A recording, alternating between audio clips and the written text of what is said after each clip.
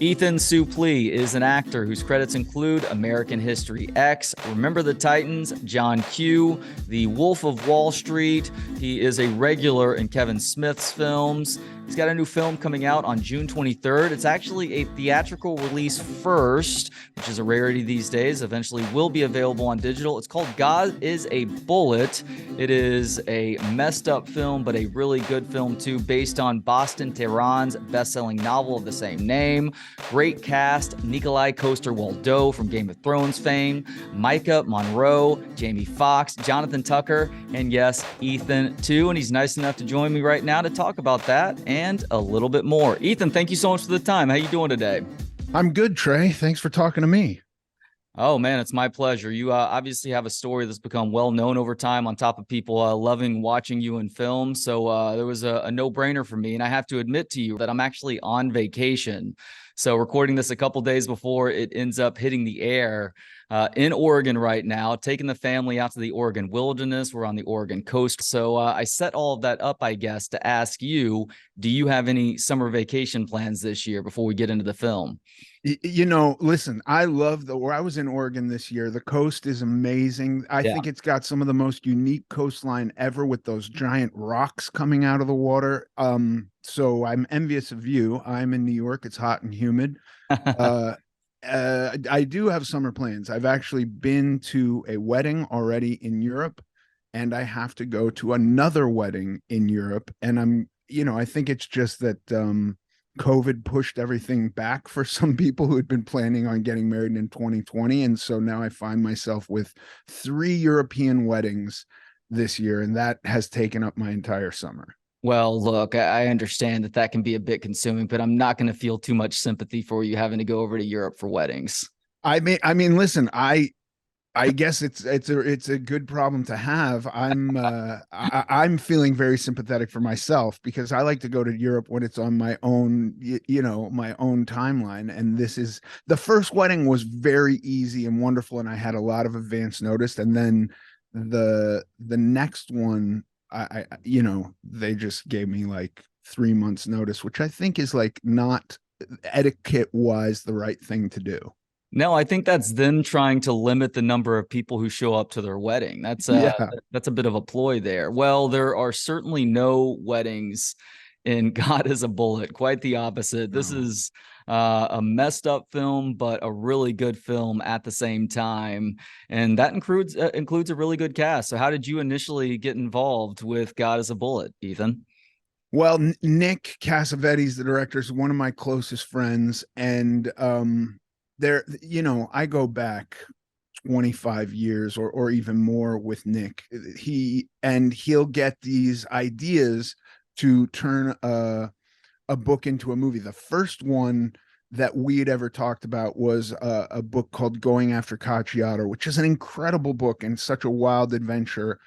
And then, sometimes like I did a movie with Edward Norton based on a book, and that also took him 20 years to make. So he was thinking about doing Motherless Brooklyn right after we finished America. This is just context for how turning a book into a movie can be complicated sometimes. Um, took Edward Norton 20 years to make Motherless Brooklyn. It took Nick, I think, 15 to figure out God as a Bullet. Wow. And just get all the pieces in place, get the script to where it needs to be, get the financing there, get the cast that you want. But he had talked to me about playing Gutter many, many years ago. And then for me, with movies and acting and stuff, Nick is a guy I take very seriously, but you'll often hear about somebody going like, I really want to do X, Y, and Z, and I want you to play some role in this. And until you're on set and shooting it, it's kind of a pipe dream because there's a lot of people that want to make a lot of movies, and it becomes very complicated to make them. So I first heard about God as a Bullet many years ago, and I'm just thrilled that Nick finally got to make it. Yeah, so for those who are unaware, a very brief summary is that a detective comes to his ex-wife and daughter's place because he's not getting an answer, and finds the ex murdered and the daughter nowhere to be found. She's been taken by this psychopathic cult who has a penchant for kidnapping young, pretty girls. And Ethan plays one of the more violent of these psychopaths. Not that any are peaceful. Do you have fun playing a role like that? That's obviously a pretty great departure from who you actually are as a person. There was a similarity, I guess, in a small way to your American History X character, but this guy was definitely next level from that point too. Yeah, there for even for Seth in American History X, I I wanted there to be some humanity, because I do think that the average person, even if our morals are completely divergent, don't think of themselves as evil. Hmm. They think they're doing the right thing, or they're adhering to their code or whatever it is. In God is a Bullet, this guy's code is to be evil. Like, so there was no, that was actually a bit of a it took a bit of effort to actually remove humanity from him, because you want to be realistic, and you want to have um uh, you want to show that a person who's I mean, it gets complicated, because I don't like the character of Seth in American History X. I don't want to hang out with guys like that. I don't think they bring anything interesting to the table, and yet when portraying them, I want to make it real, and I don't think those guys are necessarily all walking around going, I am the Lord of Darkness, and and I'm doing evil to the world. So you got to bring some humanity. But with Gutter in God is a Bullet, he literally is walking around going, I am the Lord of Darkness. I want to do evil to the, you know what I mean? Like, he wants to be evil. He wants to strip himself of humanity. So it was really interesting from that perspective to go, like, how do I do this justice? How do I play this honestly? But also, like, there isn't a lot of humanity there, you know? He's also tatted up to the gills. Just what was that makeup process like? I'm assuming they stayed on at a certain point, but to initially get all those things on there, that had to have been pretty intensive. Yeah, the makeup department was incredible, Yeah. and there was like kind of an assembly line. You'd go in to work a couple hours early, and you'd basically, whatever portions of your body were going to be seen that day, you'd kind of stand with those portions exposed, and they would get like 5 people would get to work on you applying these tattoos. And there was definitely an attempt, and it worked a few times, to keep them on for certain sequences, but the amount of touch-ups that had to be done every day because of that was almost as rigorous as getting them put on. So the only thing you saved by keeping them on was that they didn't have to take them off fully at night, which also took hours to do. Yeah.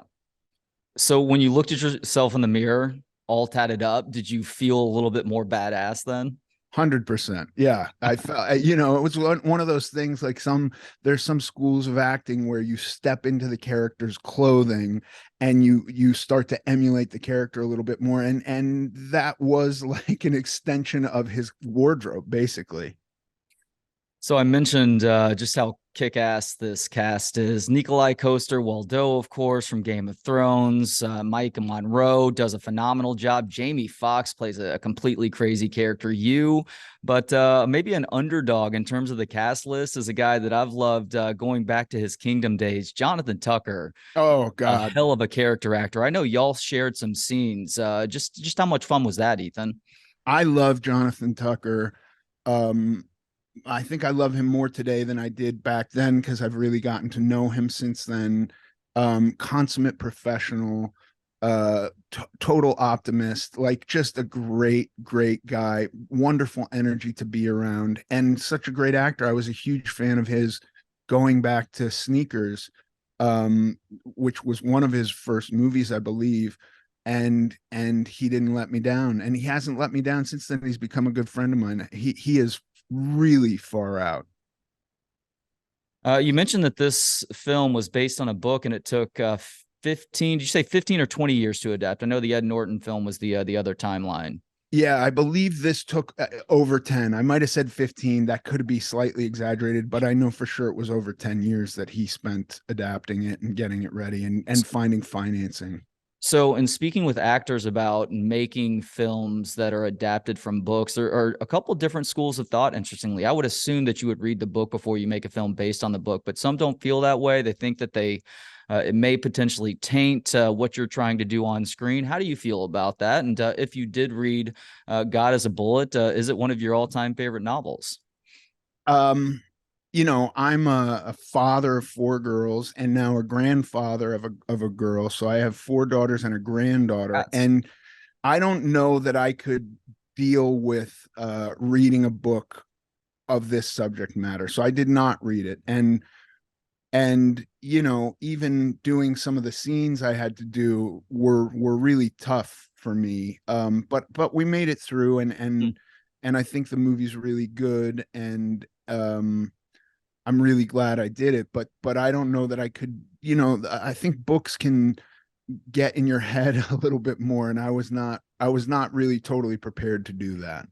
No, I completely understand. I read a lot of books for the podcast that this conversation will ultimately end up on. And at one point, I was reading a true crime where a guy had an affair and then literally murdered his wife and young kids. And I had to stop reading it because I've got an 8 and 6-year-old right now. Like, it was a well-written book. Like, it was an incredible story, but it literally made me sick to my stomach to even start down the road of learning some of those grisly details, Yeah, that's the thing.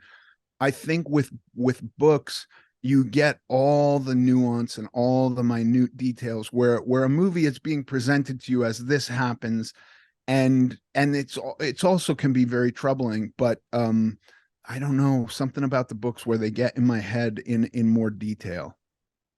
Yeah, I get you there. All right, last question now, Ethan. You mentioned a third European vacation to go to another wedding, but that you like to be on your own time. If you're Are they really vacations when you're going on somebody else's itinerary? Is it really a vacation? I feel like it's almost more of an obligation than a vacation. So you're right about that, but I think it can also be relative. The gray area with that, because it is pretty black and white, I would say. But if it's somebody that you're really close with and it's a badass place that y'all are going, well, you will have some free time to explore.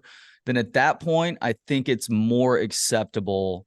The person who invited you 3 months ago, like, you had no obligation to go. Maybe there is a closeness there. So you're like, yeah, I'll do that. But my question for you, Ethan, is if you are left to your own devices and you get to go anywhere in Europe to spend, let's say, 10 days to 2 weeks, where are you headed and why?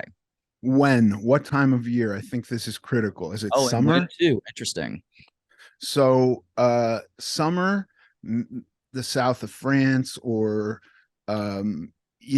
Sardinia is awesome. Some of those islands are amazing. If it was the summer, that's what that would be ideal. And kind of any other time, I really like Paris a lot. My wife spent some years there working as a teenager, and so has a lot of friends, and we have a very high love for Paris, and that would be where we go. Some of my kids are fluent in French, and so I have built-in translators with them. That makes it nice. It's much less annoying than that Google earpiece that you're supposed to wear nowadays. Yeah. He is Ethan Suplee, part of a really good cast for God as a Bullet. It actually comes out in theaters first on June 23rd. Will be available on demand at some point after that. But this is a twisted film, but also a really good one too. And Ethan is a big reason for that. Ethan, thank you so much for the time today, man. Really enjoyed it. Thank you, Trey. Me too. Thanks to Gentleman Jesus for the intro and outro music. Hear more of his work at gentlemanjesus.com. Thanks to you for hanging out. For more of the show and to connect on social media, visit booksonpod.com. We'll talk to you next time on Books on Pod.